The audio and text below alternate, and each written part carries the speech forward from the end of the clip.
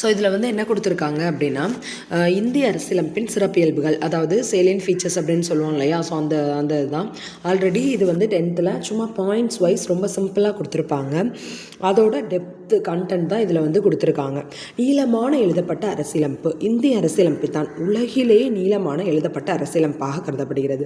இந்த ஒரு லைன் தான் 10th கொடுத்துருப்பாங்க. ஸோ இந்தியாவோட அரசியலமைப்பு வந்து உலகத்திலேயே நீளமான எழுதப்பட்ட அரசியலமைப்பாக இருக்குது. மாநிலங்கள், மத்திய அரசு மற்றும் அவற்றுக்கு இடையிலான உறவுகள் குறித்த பல்வேறு விதிகளை கொண்டுள்ளது. நமது அரசியலமைப்பை உருவாக்கிய மேதைகள் உலகின் பல அரசியலமைப்பு மற்றும் பல்வேறு அரசியலமைப்பின் மூலங்களிலிருந்து நம் அரசியலமைப்பை உருவாக்கியுள்ளனர். என்ன சொல்லியிருக்காங்க? இந்திய அரசியலமைப்பு தான் உலகத்திலேயே நீளமான எழுதப்பட்ட அரசியலமைப்பாக இருக்குது அப்படின்னு சொல்லிட்டாங்க. மாநிலங்கள், மத்திய அரசு அவற்றுக்கு இடையிலான உறவுகள் குறித்து நிறைய விதிகள் வந்து அதில் இருக்குது அப்படின்னு சொல்லிட்டாங்க. நம்மளுடைய அரசியலமைப்பை உருவாக்கிய மேதைகள் இருக்காங்க இல்லையா, அவங்க வந்து சாதாரணமானவங்க கிடையாது. அவங்க வந்து உலகத்தில் இருக்கிற அத்தனை அரசியலமைப்பையும் வாசித்து பல்வேறு அரசியலமைப்போட மூலம் இருக்கும்ல, அந்த மூலத்துலேருந்து நமக்கு எது செட் ஆகுமோ அதை மட்டும் எடுத்துகிட்டு வந்து நம்மளுடைய அரசியலமைப்பை உருவாக்கியிருக்காங்க. தனிநபர் உரிமைகளை அடிப்படை உரிமைகளாகவும், அரசு கொள்கையின் வழிகாட்டு நெறிமுறைகளாகவும், நிர்வாக செயல்முறைகள் விவரங்கள் என விரிவாகவும் பட்டியலிடப்பட்டுள்ளன. ஸோ என்னென்ன டைப்ஸ்லாம் அவங்க வந்து பிரிச்சிருக்காங்கன்னா, தனி மனுஷனோட உரிமை இருக்கும் இல்லையா, அதை வந்து அடிப்படை உரிமை அப்படின்னு சொல்லி பிரிச்சுட்டாங்க. அப்புறம் அரசு கொள்கையின் வழிகாட்டு நெறிமுறைகள் அப்படிங்கிற டாப்பிக்கில் அரசுக்கு தேவையான இன்ஸ்ட்ரக்ஷன் எல்லாத்தையும் வச்சுருக்காங்க. அப்புறம் நிர்வாக செயல்முறை விவரங்கள் அப்படிங்கிறத நல்லா விரிவாக பட்டியலிடப்பட்டு வச்சுருக்காங்க அப்படின்னு சொல்லிட்டாங்க. ஸோ ரெண்டாவது பாயிண்ட் வந்து இறுக்கமும் நெகிழ்வுத்தன்மையும் கொண்ட இரண்டும் கொண்ட தனித்துவம். அதாவது என்ன சொல்லியிருக்காங்க, ஃபஸ்ட் பாயிண்ட் வந்து 2 லாங்கஸ்ட் அப்படிங்கிறது தான் ஃபஸ்ட் பாயிண்ட். வேர்ல்டு லெவலில் 2 longest. Second point rubber band like அப்படிங்கிறது தான் செகண்ட் பாயிண்ட். அதாவது நெகிழ்வுத்தன்மை ப்ளஸ் இறுக்கம் ரெண்டுமே இருக்கும் அப்படிங்கிறது தான் இதோட தனித்துவமாக இருக்குது. தென் அமலாக்க செயல்முறைகளின் அடிப்படையில் ஸோ வந்து நம்மளோட அரசியலமைப்போட அமலாக்கம் அடிப்படையில் பார்த்தோம் அப்படின்னா, இறுக்கமும் நெகிழ்வும் கொண்டதாக இந்திய அரசியலமைப்பு அழைக்கப்படலாம். இறையாண்மை, சமதர்மம், மதசார்பின்மை, மக்களாட்சி, குடியரசு. ஸோ இந்த இறுக்கமும் நெகிழ்வும் அப்படிங்கிற பாயிண்ட் வந்து அதோட முடிச்சிட்டாங்க. ஸோ ரப்பர் பாயிண்ட் லைக் தான். அது வந்து டைட்டாகவும் இருக்கும், அதை வந்து டக்குன்னு மாற்ற முடியாது. இப்போ வந்து நமக்கு நாடாளுமன்ற எம்பிஸ் வந்து நாங்கள் 800 சீட்டாக மாற்ற போகிறோம் அப்படின்னு ட்ரை பண்ணாங்க. அது வந்து முடிஞ்சிச்சா முடியலை. ஸோ அந்த மாதிரி ரொம்ப இறுக்கமானதாக இருக்கும். அதை மாற்றுறது வந்து அவ்வளோ ஈஸி கிடையாது. ஸோ அதே மாதிரி அதை வந்து நெகிழ்வுத்தன்மை கொண்டதாகவும் இருக்கும். சில இதை ஈஸியாக வந்து நம்மளால் மாற்ற முடியும் அப்படிங்கிறனால அது வந்து எனது நெகிழ்வுத்தன்மை கொண்டதாகவும் இருக்குது அப்படின்னு சொல்லிட்டாங்க. அடுத்து இறையாண்மை, சமதர்மம், மதசார்பின்மை, மக்களாட்சி, குடியரசு. ஸோ இந்த ஆர்டரை மாற்றவே கூடாது. இது ரிப்பீட்டட் கொஸ்டின். ஸோ வயது வந்து அனைவருக்கும் வாக்குரிமை வழங்கப்பட்டு தேர்ந்தெடுக்கப்பட்ட மக்கள் பிரதிநிதிகள் மூலம் மக்களே இந்தியாவை ஆள்கிறார்கள். ஸோ என்ன பண்ணியிருக்காங்க, 18 இயர்ஸ் கம்ப்ளீட் ஆன எல்லாருக்குமே வந்து ஓட்டு போடுறக்கு உரிமை கொடுத்துட்டாங்க. ஸோ அது மூலமாக மக்கள் பிரதிநிதிகள் வந்து தேர்ந்தெடுக்கப்படுறாங்க இல்லையா, அவங்க மூலமாக தான் இந்தியா வந்து ஆளப்படுது அப்படின்னு சொல்லிட்டாங்க. ஸோ மக்கள் தான் இந்தியாவை ஆள்றாங்க. இந்தியா ஒரு இறையாண்மை கொண்ட அரசு என்றால் தனது உள்நாட்டு வெளிநாட்டு விவகாரங்களை எந்த விதமான வெளிநாட்டின் தலையீடு இன்றி நிர்வகிப்பதாகும். இந்தியா வந்து ஒரு இறையாண்மை கொண்ட அரசுன்னு சொல்கிறோம் இல்லையா, அதோட மீனிங் என்ன அப்படின்னா, நம்மளோட உள்நாட்டு வெளிநாட்டு விவகாரங்களில் எந்த விதமான வெளிநாட்டோட தலையீடும் இருக்கவே கூடாது. ஸோ அதை தான் வந்து இந்தியா ஒரு இறையாண்மை கொண்ட அரசு அப்படின்னு சொல்கிறோம். இந்திய அரசியலமைப்பில் சமதர்மம் என்ற சொல் 42வது திருத்தச் சட்டம் மூலம் இணைக்கப்பட்டுள்ளது. ஸோ இந்தியாவோட அரசியலமைப்பில் சமதர்மம் அப்படின்னு எடுத்துக்கிட்டோம் அப்படின்னா அது 42வது அரசியலமைப்பு திருத்தச் சட்டம் மூலமாக தான் இணைக்கப்பட்டுச்சு. அப்படின்னா அது இந்த வருஷம் 1976வது வருஷம் தான்.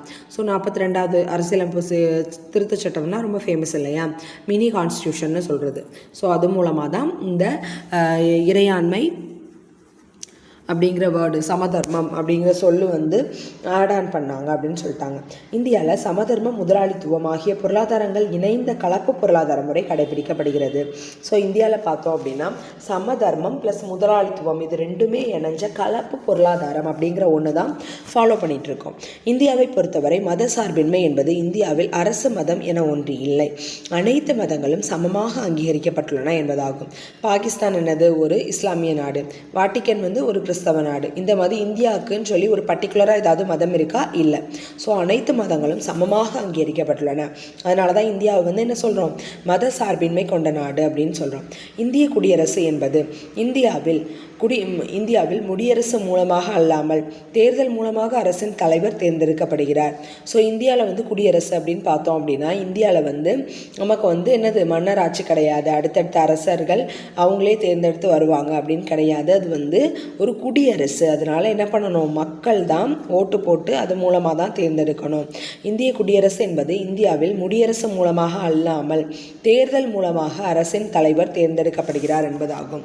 இந்திய குடியரசு என்பது இந்தியாவில் முடியரசு மூலமாக கிடையாது, தேர்தல் மூலமாக தான் அரசின் தலைவர் வந்து தேர்ந்தெடுக்கப்படுகிறார் அப்படின்னு சொல்கிறதா எனது முடியரசு. நாடாளுமன்ற ஆட்சி முறை. அமைச்சரவை குழு செயல்பாடுகளை நாடாளுமன்றம் கட்டுப்படுத்துவதால் அமைச்சரவை குழுன்னு ஒன்று இருக்குல்ல, அதோட செயல்பாடுகளை வந்து நாடாளுமன்றம் என்ன பண்ணுது? கட்டுப்படுத்துது. ஸோ நாடாளுமன்ற ஆட்சி முறை என இது அழைக்கப்படுகிறது. நாடாளுமன்ற முறை அரசியல் நிர்வாகம் நாடாளுமன்றத்துக்கு கட்டுப்பட்டது. நாடாளுமன்றத்தில் பெரும்பான்மை உறுப்பினர்களின் ஆதரவு இருக்கும் வரை அந்த அரசு நீடிக்கும். ஸோ இப்போ சொல்லியிருக்காங்க இல்லையா, தமிழ்நாட்டில் பொறுத்தளவில் 118 தான் மெஜாரிட்டி. ஸோ நாடாளுமன்ற ஆட்சி முறை அப்படிங்கிறது அங்கே இருக்கிற அமைச்சரவை குழு இருக்கும் இல்லையா, அவங்க நாடாளுமன்றத்துக்கு கட்டுப்பட்டவர்கள். நாடாளுமன்ற ஆட்சி முறை அப்படின்னு அது அழைக்கப்படுது. ஸோ நாடாளுமன்ற முறை அரசியல் நிர்வாகம் நாடாளுமன்றத்துக்கு கட்டுப்பட்டது அப்படிங்கிறத சொல்லுது.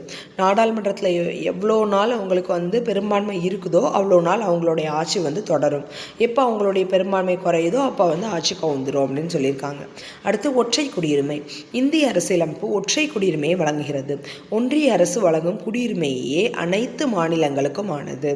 ஸோ இந்தியாவில் பார்த்தோன்னா ஒற்றை குடியுரிமை. இப்போ அமெரிக்காவில் பார்த்தோன்னா இரட்டை குடியுரிமை இருக்கு இல்லையா, கலிஃபோர்னியாவில் நான் போய் வாழ்கிறேன் அப்படின்னா எனக்கு கலிஃபோர்னியாவில் ஒரு குடியுரிமை கொடுப்பாங்க, ப்ளஸ் அமெரிக்கா லெவலில் ஒரு குடியுரிமை கொடுப்பாங்க.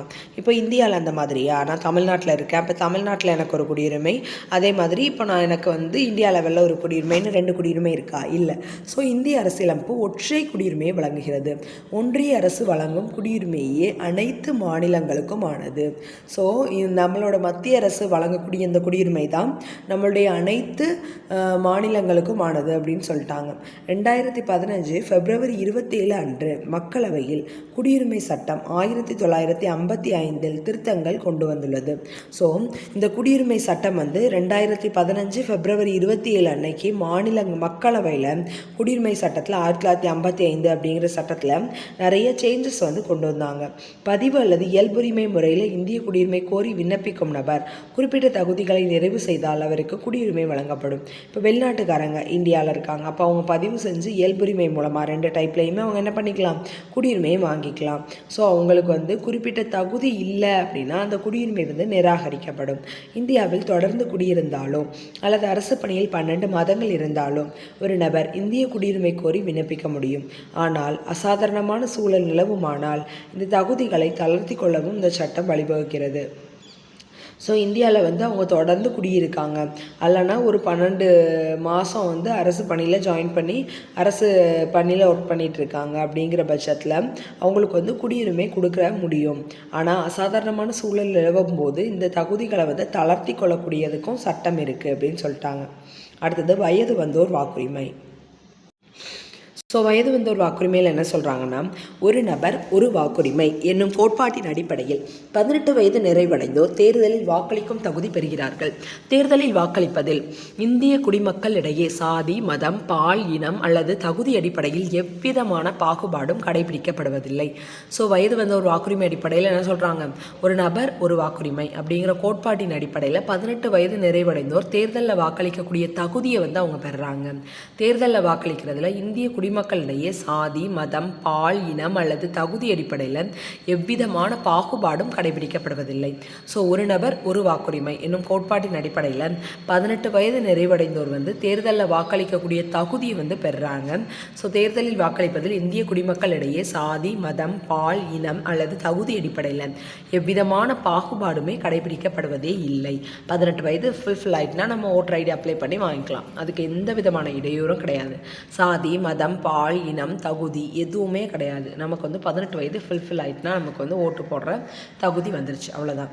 சுதந்திரமான ஒருங்கிணைந்த நீதியமைப்பு.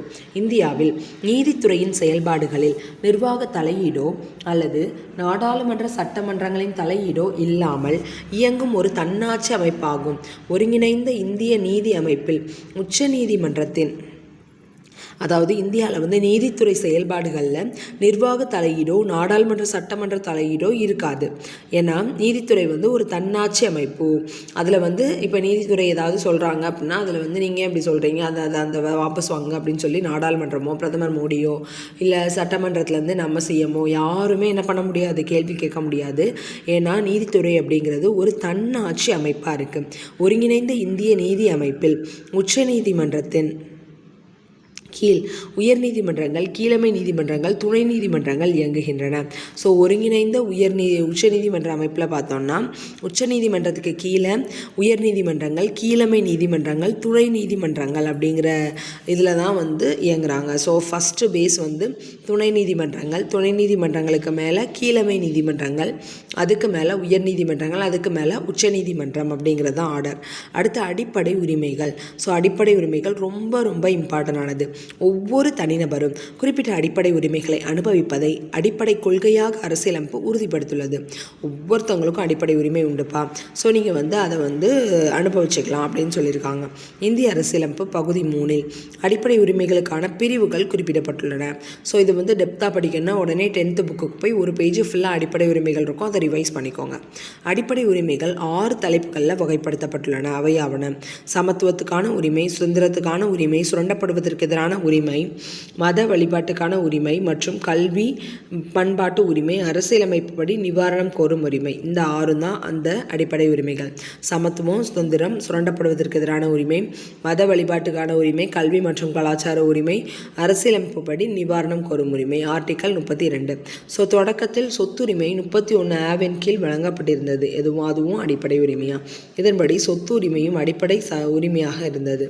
44வது திருத்தச் சட்டம் 1978. ஸோ இது வந்து நம்மளுடைய அந்த மினி கான்ஸ்டியூஷனுக்கு நெக்ஸ்ட் இயரில் 1978 என்ன பண்ணிட்டாங்க, சொத்து உரிமை வந்து அடிப்படை உரிமையிலிருந்து நீக்கிவிட்டு உறுப்பு 300 ஆவாக சேர்த்தது. ஸோ உறுப்பு 300 ஆளை தூக்கிட்டு போய் வச்சுட்டாங்க, 300 ஆவாக சேர்த்தது. இதன் மூலம் சொத்துரிமை சட்ட உரிமையாக கருதப்படுகிறது. ஸோ இனிமேல் வந்து சொத்துரிமை வந்து சட்ட உரிமை மட்டும்தான், அது வந்து அடிப்படை உரிமை கிடையாது அப்படின்னு அடிப்படை உரிமை ஆர்டிக்கல் 31 ஆளை தூக்கி என்ன பண்ணிட்டாங்க, நேராக கொண்டு போய் 300 ஆளை போய் சேர்த்துட்டாங்க.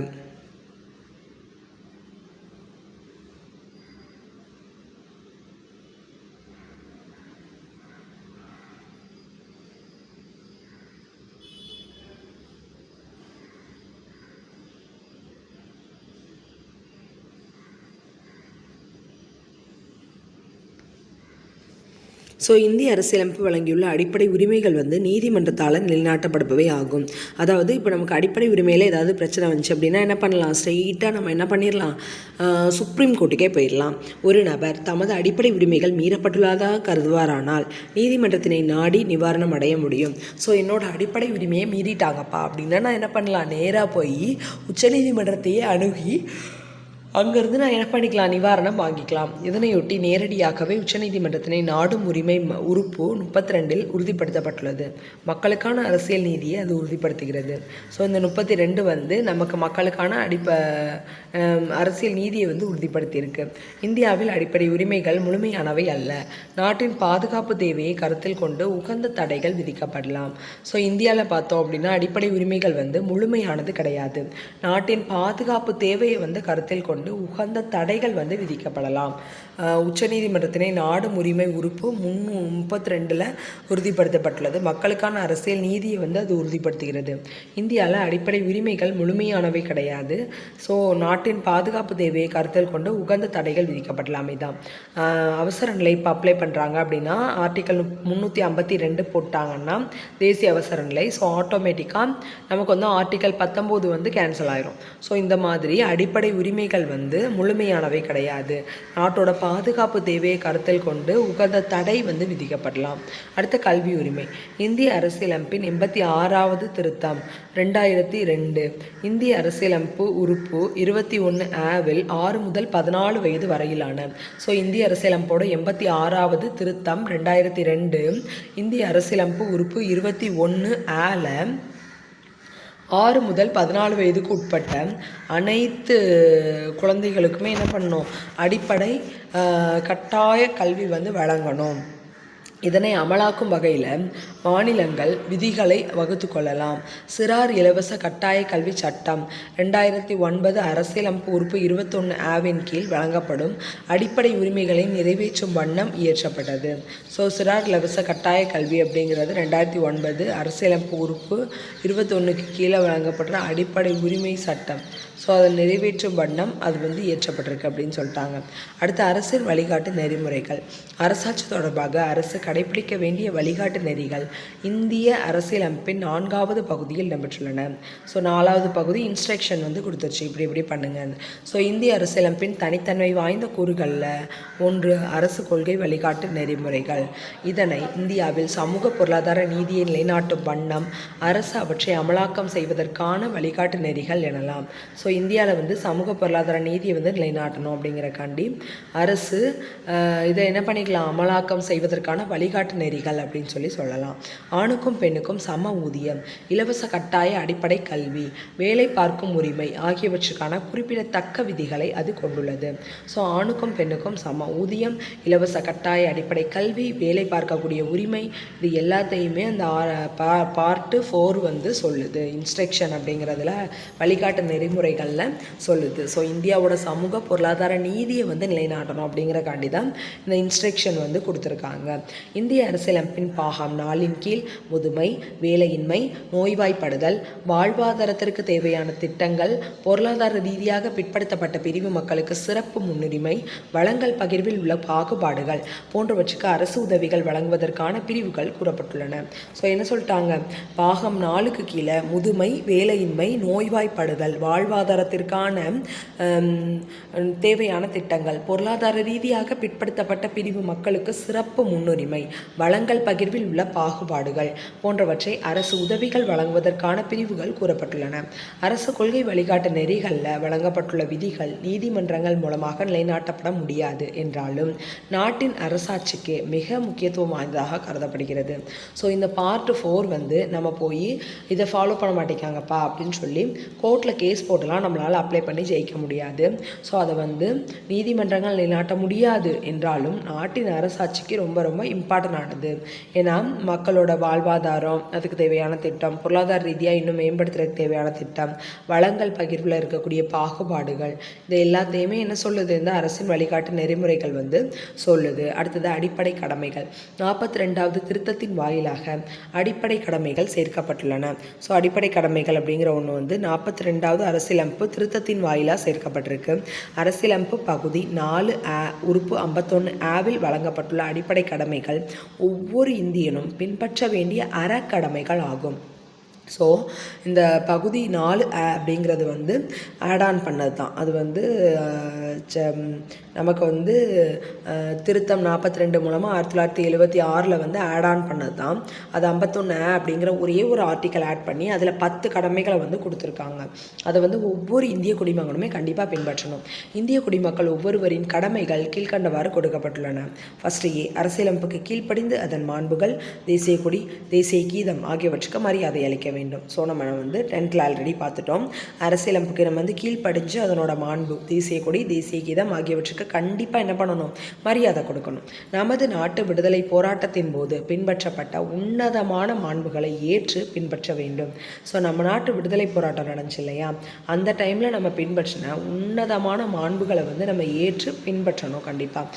இந்தியாவில் இறையாண்மை, ஒற்றுமை, ஒருமைப்பாடு ஆகியவற்றை பாதுகாத்து போற்ற வேண்டும். இந்தியாவில் இருக்கக்கூடிய இறையாண்மையாக இருக்கலாம், ஒற்றுமையாக இருக்கலாம், ஒருமைப்பாடாக இருக்கலாம், இதெல்லாம் நம்ம என்ன பண்ணணும், கண்டிப்பாக பாதுகாத்து போற்றணும். தேவையான தேவையான காலங்களில் அழைப்பு விடுக்கப்படும் போது நாட்டை பாதுகாக்கவும் நாட்டுக்கு சேவை புரியவும் முன்வர வேண்டும். டிஃபென்ஸ்க்கு கூப்பிட்டாங்கன்னா உடனே ஓடி போகணும். மதம், மொழி, சாதி வேறுபாடுகளை கடந்து மக்களிடையே ஒருமைப்பாட்டினையும் உலகளாவிய சகோதரத்துவத்தினையும் உருவாக்க வேண்டும். பெண்களின் மாண்பிற்கு பாதிப்பு ஏற்படுத்தும் நடவடிக்கைகளை கைவிட வேண்டும். ஸோ மதம், மொழி, சாதி எந்த வேறுபாடும் கிடையாதுப்பா, சகோதரத்துவத்தோடு இருக்கணும், ஈவ் டீசிங் பண்ணக்கூடாது அப்படிங்கிறது தான் அடுத்தது, நமது பன்மைத்துவ பண்பாட்டின் வளமான மரபினை மதித்து பாதுகாக்க வேண்டும். நம்மளுடைய பண்பாடு பார்த்தோம் அப்படின்னா பன்மைத்துவ பண்பாடு. ஸோ அதோட வளமான மரபினை நம்ம என்ன பண்ணணும், மதித்து பாதுகாக்கணும். வனங்கள், ஏரிகள், ஆறுகள், வன உயிரினங்கள் உள்ளிட்ட நமது இயற்கை வளங்களை பாதுகாத்து மேம்படுத்தி அனைத்து உயிரினங்களும் வாழ தகுந்ததாக பராமரிக்க வேண்டும். நம்மளுடைய வனமாக இருக்கலாம், ஏரியாக இருக்கலாம், ஆறாக இருக்கலாம், வன உயிரினமாக இருக்கலாம், இதெல்லாம் நம்ம என்ன பண்ணோம், இயற்கை வளங்களை ஃபுல்லாக பாதுகாத்து அனைத்து உயிரினங்களும் வாழ தகுந்ததாக நம்ம என்ன பண்ணணும், இதை கண்டிப்பாக பராமரிக்கணும். அரசியல் ஆர்வம், மனிதநேயம், தேடல் நெறி, சீர்திருத்தம் ஆகியவற்றை உருவாக்கி கொள்ள வேண்டும். ஸோ நம்ம என்ன பண்ணோம், ஹியூமனிட்டியோடு நடந்துக்கணுங்கிறது தான் ஹைச். மனிதநேயம், தேடல் நெறி, சீர்திருத்தம், அறிவியல் ஆர்வம் இதெல்லாம் நம்ம உருவாக்கிக்கணும். பொது சொத்துக்களை சேதப்படுத்தாமல் பாதுகாக்க வேண்டும். ஸோ அதான் பொது சொத்துக்களை நம்ம என்ன பண்ணணும், சேதப்படுத்தாமல் பாதுகாக்கணும். நமது முயற்சிகள் மற்றும் சாதனைகளை மென்மேலும் உயர்ந்த இலக்குகளை நோக்கி எடுத்து சென்று நாட்டினை மென்மேலும் தொடர்ந்து உயர்த்தும் வண்ணம் தனிநபர் மற்றும் கூட்டு செயல்பாடுகளில் சிறப்பு திறன் பெற்று முன்னேற வேண்டும். ஜேங்கிறது ஜாயின். நம்மளுடைய முயற்சி மற்றும் சாதனைகளை மென்மேலும் உயர்ந்த இலக்குகளை நோக்கி எடுத்து சென்று நாட்டினை மென்மேலும் தொடர்ந்து உயர்த்தும் வண்ணம் தனிநபர் மற்றும் கூட்டு செயல்பாடுகளில் சிறப்பு திறன் பெற்று நம்ம என்ன பண்ணணும், முன்னேற வேண்டும். 6 வயது முதல் 14 வயதுக்குட்பட்ட சிறார்கள் கல்வி கற்பதற்கான வாய்ப்புகளை அச்சிறார்களின் பெற்றோர் அல்லது பாதுகாப்பாளர் வழங்க வேண்டும். 6 to 14 வயசுக்குட்பட்ட குழந்தைகள், சிறார்கள் அவங்க கல்வி கற்பதற்கான வாய்ப்பை அந்த சிறார்களுடைய பெற்றோர் அல்லது பாதுகாப்பாளர் என்ன பண்ணணும், கண்டிப்பாக வழங்கணும் அப்படின்னு சொல்லிட்டாங்க. அடுத்தது கூட்டாட்சி அல்லது ஒற்றையாட்சி. இந்தியா சிதைக்க முடியாத ஒன்றியமும் மத்திய அரசும் சிதைக்கத்தக்க மாநிலங்களும் கொண்ட ஆட்சி முறையாகும். அதாவது நெருக்கடி நிலை காலத்தில் ஒற்றையாட்சி குணாம்சம் கொண்டது என்பது இதன் பொருளாகும். ஸோ ஒன்றியமும் முழுமையான கூட்டாட்சி என்று கூற முடியாது, ஆனால் கிட்டத்தட்ட கூட்டாட்சி முறை என்று கூறலாம். வடிவத்தில் கூட்டாட்சி அமைப்பை கொண்டிருந்தாலும் இந்திய அரசியலமைப்பு ஒற்றையாட்சி முறை, கூட்டாட்சி முறை இரண்டையும் நேரம், சூழல் போன்ற தேவைகளுக்கேற்ப பயன்படுத்தி கொள்ளத்தக்க ஆட்சி முறையினை கொண்டுள்ளது. ஸோ என்ன சொல்லிட்டாங்க, கூட்டாட்சி அப்படிங்கிறது இந்தியாவால் சிதைக்க முடியாத ஒரு ஒன்றியம் இருக்குது, பிரதமர் தலைமையில் சிதைக்கக்கூடிய மாநிலங்கள் இருக்குது. ஸோ நெருக்கடி நிலை காலத்தில் என்ன பண்ணிடுவாங்க, நம்ம நாடு ஃபுல்லாக ஒரே நாடு தான்ப்பா, என்ன திட்டம் போட்டாலும் நாடு ஃபுல்லாகவே செல்லும் அப்படின்னு சொல்லி மாற்ற முடியும். ஸோ ஒன்றியமும் கூட்டாட்சி அப்படின்னு முழுமையான கூட்டாட்சி நம்ம சொல்லிட முடியாது. ஸோ நம்மளுடைய மாநிலங்கள் ஆட்சி தவிர்த்துட்டு கூட்டாட்சி முறையை நம்ம ஃபாலோ பண்ணிகிட்ருக்கோம். அதாவது மாநிலம் கிட்ட ஃபுல் பவரும் இருக்காது, அது யூனியனை சார்ந்ததாக இருக்கும், ஒன்றிய அரசை சார்ந்ததாக இருக்கும் அப்படிங்கிறது தான். அடுத்த நீதி சீராய்வு, சமநிலை, நாடாளுமன்ற மேலாதிக்கம். இந்திய அரசியலமைப்பு வழங்கியுள்ள அடிப்படை உரிமைகள் மீறப்படாமல் கண்காணிப்பதிலும் நாடாளுமன்ற நிர்வாக செயல்பாடுகளில் தேவைப்பட்டால் தலையிடுவதிலும் நீதித்துறைக்கு சுதந்திரம் வழங்கப்பட்டுள்ளது. இது இந்திய அரசியலமைப்பின் சிறப்பு கூறுகளில் ஒன்று. ஸோ என்ன சொல்லியிருக்காங்க, நம்மளுடைய இந்திய அரசியலமைப்பு எதெல்லாம் எந்த உரிமைகள் மீறப்படாமல் கண்காணிக்கப்படுவதிலும் நாடாளுமன்ற நிர்வாக செயல்பாடுகள் தேவைப்பட்டால் தலையிடப்படுவதிலும் நீதித்துறைக்கு சுதந்திரம் வழங்கப்பட்டுள்ளது. ஸோ நமக்கு நீதித்துறைக்கு ஒரு சுதந்திரம் இருக்குது. நாடாளுமன்ற நிர்வாக செயல்பாடுகளில் தேவைப்பட்டால் நீதித்துறை போய் தலையிடலாம். நீதித்துறை செயல்பாடுகளில் தான் யாராலையும் தலையிட முடியாது, ஆனால் நீதித்துறை எதிலனாலும் போய் தலையிடலாம். இது இந்திய அரசியலமைப்பின் சிறப்பு கூறுகள் ஒன்று ஆகும். இது நிதி அரசியலமைப்பு நாடாளுமன்றமும் ஒன்றுக்கொன்று சமமான மேலாதிக்க தன்மையினை கொண்டவை. நாடாளுமன்றத்தில் இயற்றப்பட்ட சட்டம் அரசியலமைப்பின் அடிப்படை தத்துவத்தினை முரணாக இருந்தால் அதை செல்லாததாக்கும் அதிகாரம் நீதி சீராய்வு எனப்படும். நாடாளுமன்றத்தில் இயற்றப்பட்ட சட்டம் இருக்கு இல்லையா, அது அரசியலமைப்போட அடிப்படை தத்துவத்துக்கு முரணாக இருக்குப்பா அப்படின்னு சொன்னால் அது செல்லாததாக்கக்கூடிய அதிகாரம் தான் என்ன சொல்கிறோம், நீதி சீராய்வுன்னு சொல்கிறோம். ஸோ இப்போ நம்ம நாட்டுக்கு பொருந்தாத ஒரு ஆர்டிக்கலை ஆட் ஆன் பண்ணிட்டாங்க. ஸோ அந்த ஆர்டிக்கல் நம்ம நாட்டோட சட்டத்தையே மாற்றக்கூடியதாக இருக்குது, தத்துவத்தைக்கு முரணானதாக இருக்குது அப்படின்னா அதை என்ன பண்ணுவாங்க, நீதி சீராய்வு பண்ணுவாங்க. நீதி சீராய்வு பண்ணி அந்த ஆர்டிக்கல் செல்லுமா செல்லாதா அப்படின்னு சொல்லுவாங்க. இதுதான் நாடாளுமன்றத்தோட அமைப்பில் நீதி அமைப்பு வந்து தலையிடக்கூடிய அதிகாரம். ஸோ நீதி அமைப்பில் நாடாளுமன்றம் தலையிட முடியாது. ஸோ இவை வந்து ஒன்றுக்கொன்று சமமான மேலாதிக்க தன்மை கொண்டதாக இருக்குது அப்படின்னு சொல்லிட்டாங்க. அடுத்ததாக பார்த்தோம் அப்படின்னா, ஒரு நாட்டின் இந்திய குடியுரிமை, ஒரு நாட்டின் சட்டப்பூர்வ உறுப்பினர்கள் யார் என்பதை அடையாளம் காண்பது குடியுரிமை ஆகும். குடியுரிமை சட்டம் 1955 குடியுரிமை பெறுதல் மற்றும் உறுதிப்படுத்தலை ஒழுங்குபடுத்துகிறது. பிறப்பு, வாரிசு, பதிவு, இயற்கைப்படுத்தல் மற்றும் ஒரு பகுதியில் தொடர்ந்து வசித்தல் ஆகிய வழிகளின் அடிப்படையில்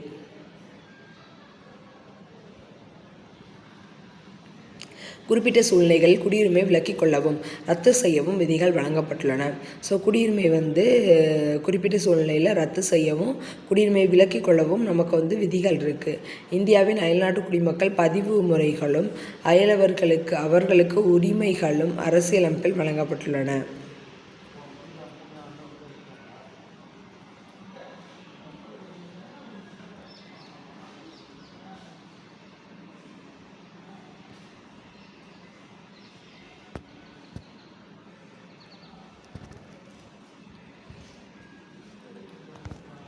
ஸோ இந்திய குடியுரிமையோடு முடிஞ்சிச்சு. ஸோ இதுதான் இந்தியாவோட சேலியன் ஃபீச்சர்ஸ். இந்தியாவோட சிறப்பியல்கள் பார்த்தோன்னா, நீளமான எழுதப்பட்ட அரசியலமைப்பு, இறுக்கம் நெகிழ்வும் தன்மை கொண்டது, இறையாண்மை, சமதர்மம், மதசார்பின்மை, மக்களாட்சி குடியரசு, நாடாளுமன்ற ஆட்சி முறை, ஒற்றை குடியுரிமை, அடிப்படை உரிமைகள், அடிப்படை கடமைகள், வயது வந்தோர் வாக்குரிமை, சுதந்திரமான ஒருங்கிணைந்த நீதியமைப்பு, கல்வி உரிமை, அரசின் வழிகாட்டு நெறிமுறைகள், அடிப்படை கடமைகள் சொல்லிட்டோம் இல்லையா.